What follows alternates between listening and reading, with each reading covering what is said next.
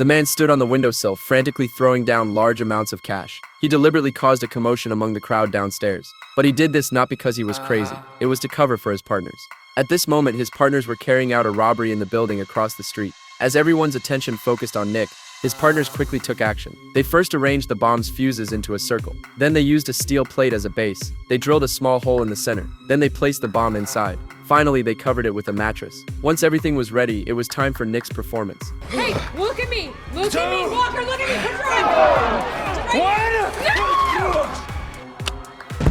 Control! The screams of the crowd successfully covered the sound of the explosion. Nick breathed a sigh of relief when he saw this. But the more critical action was still ahead. At this moment, his partners had already gone through the blasted hole and successfully infiltrated the inside of the bank building. They used an iron bar to forcibly stop the fan. They bent the blades and crawled through. Then they entered the code. They made the elevator run to the top floor. Then through the elevator shaft, they successfully reached the floor with the diamond vault. Next, they had to get past the surveillance area. John lay flat on a skateboard. He covered himself with a cloth similar in color to the floor, and the security was focused on the news of Nick jumping, completely unaware that someone was passing behind them. Once they reached the surveillance blind spot, John took a picture of the surveillance camera's view. He printed it out and stuck it on a model. This created the illusion that everything inside the vault was safe.